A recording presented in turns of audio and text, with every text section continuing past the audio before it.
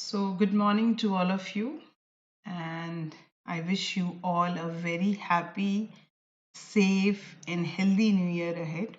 And hoping that our school will function as it was earlier as soon as possible.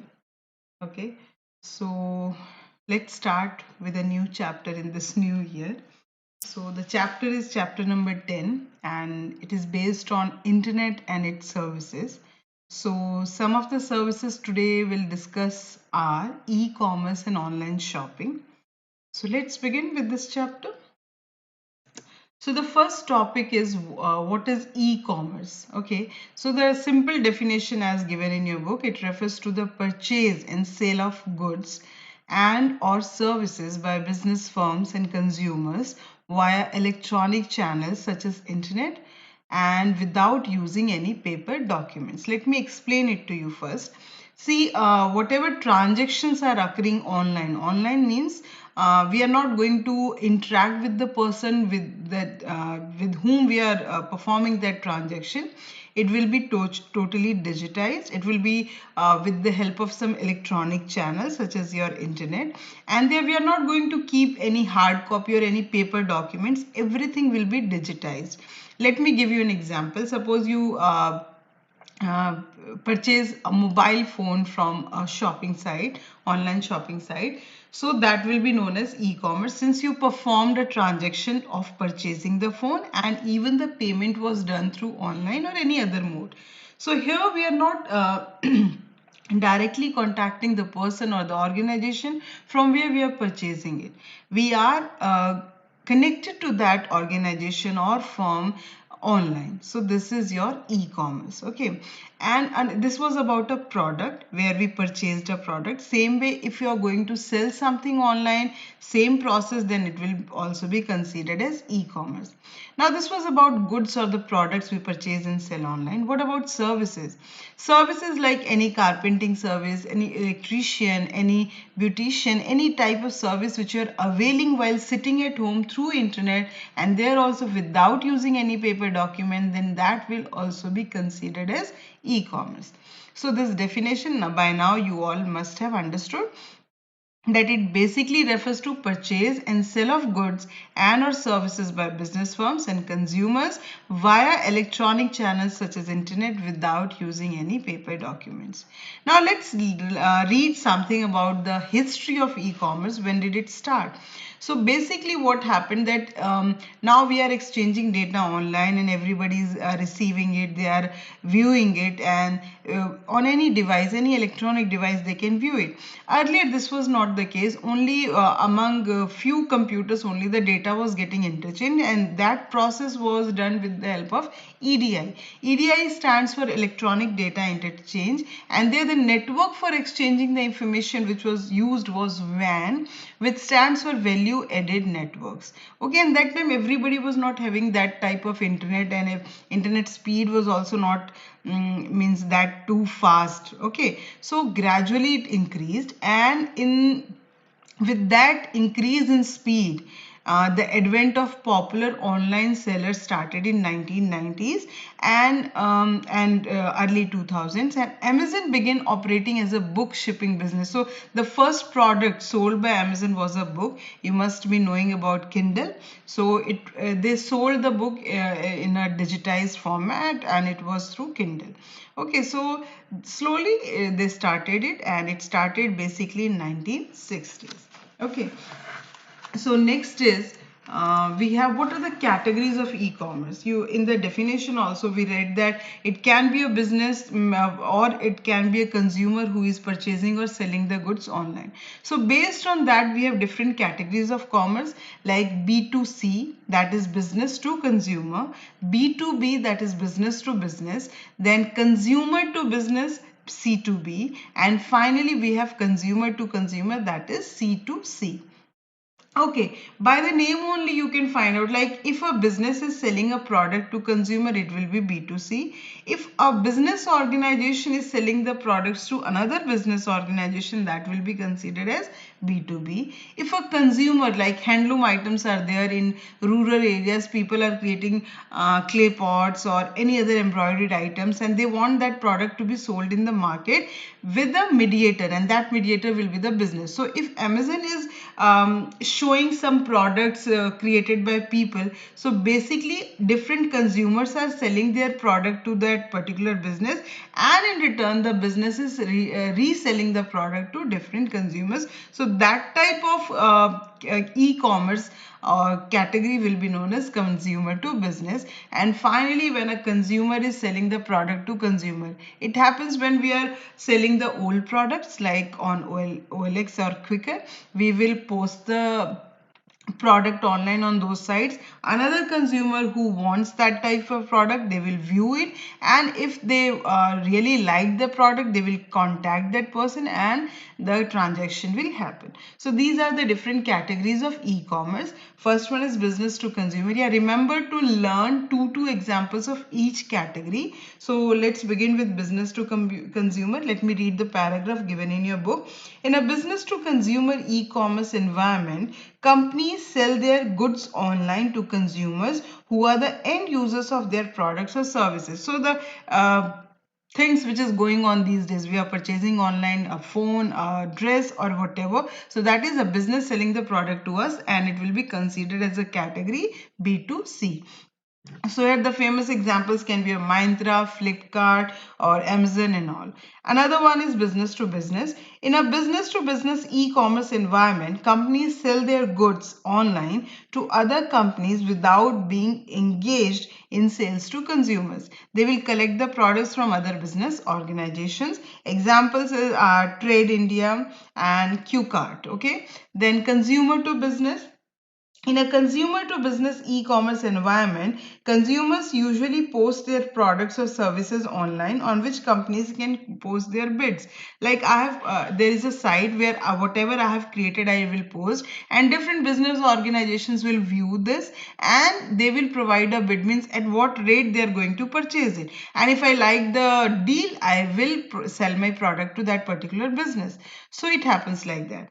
And finally, and examples for this are Priceline and BNP. Then consumer to consumer. In a consumer to consumer e-commerce environment, consumers sell their goods online to other consumers. For example, Quicker.com, OLX.com, and etc.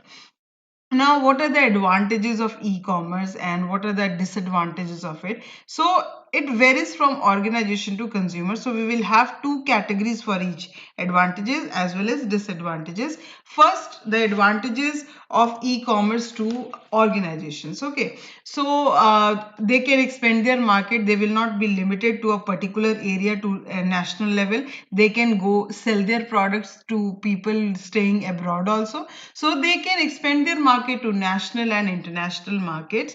Then whatever process is involved in creating, distributing, retrieving or managing the paper based information, it will be reduced because everything will be in digitized format. They don't have to keep separate records for each and everything. Then it also improves the brand image of the company. Obviously, if many people are there online or they are purchasing the things online, and if a company is there in that type of market, obviously the brand image of the company will be improved. Then it helps to simplify the business processes. Obviously manpower and everything will be reduced and everything will be digitized, and it reduces the paperwork a lot. So these were the advantages to organization. Now, according to the point of view of consumers, right now, if suppose if we don't have the online facility and we want to know about a particular product, let's say about a mobile phone, what is RAM and everything, we will have to visit that particular shop where they are selling that particular mobile phone. Instead, we can take help of online sites which shows you the inquiry, any type of inquiry which you want, you can do it, and time constraint is also not there. Any time it can be done and anywhere it can be done. Then it provides many options to compare and select the products. Suppose you have to purchase a washing machine, different brands are there in the market, and you want to compare the price, you want to compare the performance, you want to compare the power consumptions and all. So everything is available online, which can be done again anytime, anywhere. Then they can put their reviews and comments, and they can also, so before purchasing any product, they can view the comments, and you can also review the comments. And according to those comments, if you see that the people who have purchased it and they like the product, based on that you can make your decisions whether you want it or not. Then it obviously, when so many people, business, different organizations are there in the market selling the same product, and you're comparing it online, obviously they will keep an eye on it, and they will, in return, what they will try to attract the customers by providing different types of discounts. And who will be the means who will get the advantage of that? Obviously consumers. Then we a consumer need not travel to shop a product. Obviously, if everything is available online, anytime, anywhere, why to go to different shops? You can purchase it while sitting at home only. Now, what are the disadvantages? Again, the disadvantages, we will have two categories: disadvantages to the organizations and disadvantages to the consumers. Now, while selling the products online or purchasing online, for different organizations, obviously security issues are there. And if you're doing it online, sufficient internet service is required, and which is not free, you have to pay for that. Then additional overhead is required, like whatever transactions are getting placed for that, different databases and different types of applications which are required, and to maintain that, to keep it updated, in order to everything will go smoothly, that will provide, or that will have an additional overhead on the organizations. Next, what are the disadvantages to the consumers? Chances of personal information to be stolen. Obviously, we know that we have to provide our details online, which email id, our phone number, even if you are doing the transaction online, money transaction, then your CVN number, CVV number, everything we have to provide. And there are chances, though the companies are assuring that to maintain proper security and all, but there are chances that your information might be stolen. Then a consumer cannot actually touch the products until it is delivered. Everything is there on the screen, and once the product comes to your home, then only you can touch and feel whether the product is okay or not. Then there may be hidden charges, like delivery charges are there, then some service tax and all can be there. So those hidden charges can be there. There are chances that their product may get delayed or lost. A consumer needs internet to access e-commerce, as it was required by the organization, same way it will be required by the consumers. And again, internet service is not free. Then with large or important orders, suppose you want to make a bulk purchase, if it is done from a shop, you can inquire them, you can ask them for some discount and all, since you are making a bulk purchase. But there in online shopping, nobody is there to talk to you face to face. Next, we have the concept of online shopping. You all know that when you purchase something online, that will be treated as online shopping, and many names are there for this. So online shopping is also known as e-tailing. E-tailing came from the word electronic retail or e-shopping. Its alternate names are e-web store, e-shop, e-store, internet shop, web store, online storefront, and virtual store. The different examples you all must be knowing. Flipkart is there, then snapdeal.com, amazon.com, ebay.com, many others are there. So at least 5 you will learn. So next is how to do online shopping. You all know this, it's very easy. Let me show it to you. You will go to the browser, or if you're doing it from phone, you can open that particular site. Like I want here amazon.com, so here I'll type Amazon. So once the site gets open, you search for the product which you want. Here it is. You can log in here. Okay. So while logging in, it will ask you the email ID or the phone number. Without logging in also it can be done, but if you log in, it will be easier to return and all. Okay, now suppose you want some product, you will search for this, like I want some washing machine, IFB washing machine, suppose. So different variations will be shown. Suppose this one I want, then I will click on that particular product which you want, and then it will have two options, buy now and add to cart. As you can see, buy now. Once you will click on buy now, it will ask you the details, like it is asking for the means logging in first, so that every detail about you can be tracked. What purchase in past you had done, everything will be provided. So this way, once you log in, after that buy now, then the details will be provided there, and then the money transaction will be done, whether you want it online, cash on delivery, or credit card, debit card, whatever options are there you can select, and your purchase will be made. Okay, so today in this class this much only, or I should say that in this video this much only. Next video some more services provided by internet will be discussed.